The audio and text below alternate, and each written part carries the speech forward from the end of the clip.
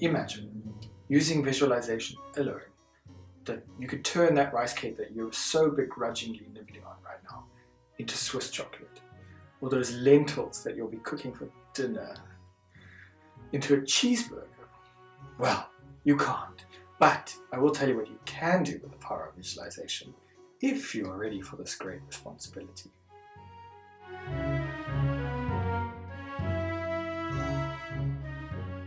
I have a slightly different idea of what superpowers are. I believe superpower is something that can have an immense impact on yourself, on others, or the entire planet without having to take any physical action. My idea of what superpowers are is the power of healing energy, the power of love energy, the power of intuition, the power of visualization. In time, I will share with you my thoughts on all of these superpowers, but for today's video, I'm focusing on the power of visualization, the power to create everything from nothing. Visualization is a tool that we use every day in the most mundane ways. Like when deciding what to eat for dinner, you might visualize the plate and see what's on it and see what's missing. Now, when I say visualizing food is mundane, I'm not referring to chefs. Or you might go shopping and visualize how the bedding you're considering buying will go with your curtains. See, mundane as all hell, but it can be grand and magical and extraordinary to the point where it stretches the edges of what you believe to be possible. It can completely change the lens through which you see everyday life. We can visualize wonderful scenarios or absolute catastrophes. If you share that with someone, you can influence the way they feel or think. So you've taken a blank canvas, you've visualized what you wanted onto it, and you've created something that not only influences others, but can influence you as well. I guess that makes us all artists with imagination as our medium. We can all create something from nothing. Imagination and visualization are very similar, but there is one key difference, and that is intention. We can let our imaginations run wild. We can go on grand adventures without guiding the flow of our thoughts. Or we could take control. We could harness the power of our imaginations and guide them to a specific place or to a certain aim. That aim could be to improve our moods, or to focus our minds in a specific direction to achieve a specific goal. Or it could be to channel healing energy or channel information, or many other reasons. Visualization is a vital tool when it comes to shamanic work or energy healing or channeling. We need to be able to visualize the scenarios or actions coming into being so that their healing effects can take place, or so that the information can become available. When our intuition and our ability to visualize eventually merge, we are able to effectively do healings, channel information, and send messages entirely through our mind's eye without lifting a physical finger. By the way, the mind's eye is the lens or the eye that you see through in your mind. When you close your eyes and you can still see and visualize and experience color and shapes and places, that's all through your mind's eye. That is your brain's center for creating visuals. Our mind's eye will send us information through imagery, smell, sensations in the body, movement of energy, and an endless array of other options. But no matter how you receive information, you must learn to distinguish between what your brain is throwing in to try and make sense of it all and what your intuition is actually telling you. Most shamans will be comfortable with visualization in varying degrees. No matter how skilled you are with visualizing the request, if you cannot listen to your heart, intuition, or gut, then you're simply painting for fun. Imagination for the sake of entertainment. When you go into meditation to gain access to information or to do a healing for someone, and you receive feedback from their energy body or their higher self, you need to be able to trust yourself enough to know that that information is correct. Sometimes we get such odd information that we can only assume it's our minds playing tricks on us. Like, there is no ways.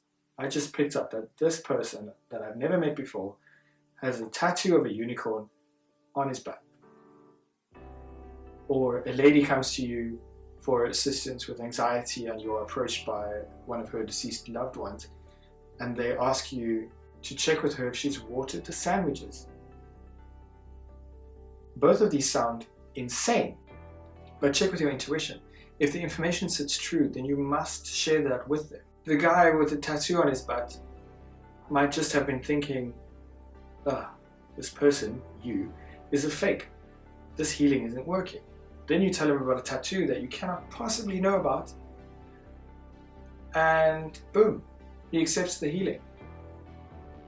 Or he freaks out. And then the lady who came to you for anxiety, you share that information with her about the watering of the sandwiches, and she bursts into tears because turns out that was a private joke that she used to share with this very same loved one, and it's unresolved issues with that person that is causing her anxiety. This is exactly the sign she was looking for. Energy doesn't follow a straight line. It doesn't always match up with the limited parameters within which our brains function. The ego functions within the logical mind. Anything outside of that is too much for the ego to comprehend. But remember, your ego is but a tool, and you can tell it to get out of the way. Visualization is a tool that not only helps us create the image or experience which emits the required energy for healing or clarity, but it also helps us to receive guidance and feedback through imagery and color. So why does visualization work? The entire universe is made up of energy, different wavelengths and vibrations that come together to not only create the physical world around us, but all the underlying networks as well. Visualization creates a signal, a blueprint that you send out into the in-between of the universe. Sometimes you get the answer right away. Sometimes you simply plant the seed or upload the app that then installs to work in the background to create the requested result. A clear request will get received and acted upon, but the result might not be exactly what you asked for, because sometimes our meddlesome higher selves will get involved and work out a better plan. Learn to trust and realize that nothing is coincidence. In my sacred space video, I spoke about the beauty and power of having a sacred space of your own. But that sacred space is all but impossible to create without learning to harness the power of visualization. Creativity is a muscle. We must exercise it. So, let's do an exercise. But first,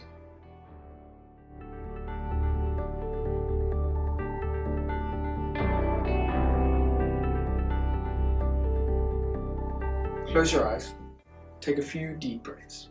When you inhale, feel every thought clouding your mind shake loose with the wind of your breath. When you exhale, feel those distracting thoughts get carried out and away. Repeat this at least 4 times. Now follow your mind's eye to your heart center. Visualize that you have gone so deep within that there is nothing but expansive, warm, safe darkness as far as the eye can see in every direction. This is your blank canvas, the soil within which you will plant the seed of your story.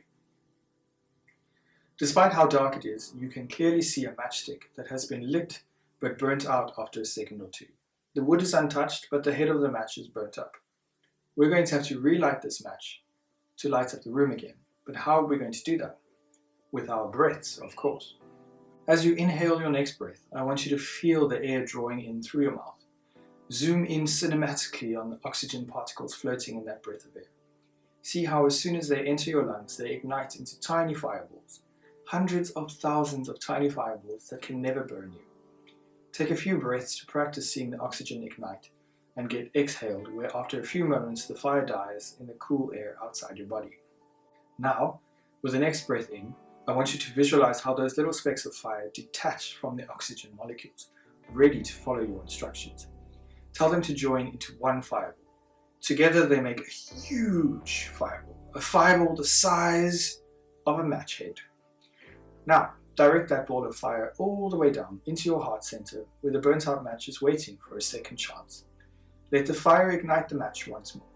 With each breath, see that flame grow slightly. See how the brightness of its glow expands into the darkness. Eventually, the flame is bigger than the match, and you've run out of wood to burn. But guess what? You don't need the wood. You never needed the wood to visualize fire.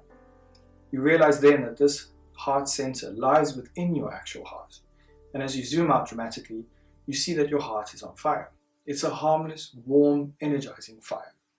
You are not alarmed by the vital organ being ablaze. Now I want you to choose what color your fire is. Up until now, I'm sure you were visualizing the classic orange and yellow, which is completely fine to stick with if it feels comfortable and right to you. But you can choose any color or combination of colors that you can effortlessly visualize. As you continue to breathe, I hope you weren't waiting for me, then you see how that flame keeps growing. Your whole chest is on fire now, and it continues to expand. Within a few breaths, your whole body is ablaze in magical heart flame. It shines so bright that whatever you were subconsciously visualizing around you disappears into white light. Bask in your glory for a few moments. Well done. Not only did you visualize something outside of the mental box, but you also activated and charged your heart flame. You can repeat this technique whenever you feel low on energy, confidence, or clarity. See, visualization is not that hard. The more you practice, the better you'll get. And eventually, you won't have to control every move. Your intuition will throw in unexpected colors, images, locations, beings, and you will learn to trust these additions. Visualization and the use of your sacred space are vital to the tools and techniques I will be teaching in the future. Make sure you practice these often. That aim could be to improve our mood.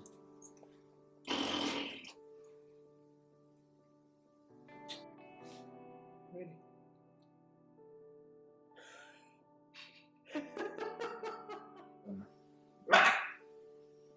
The links to the sacred space explanation and meditation are somewhere on the screen. Be sure to subscribe and hit the notification bell so that you're notified when my next videos are released. And that's it. Okay, thanks. Bye.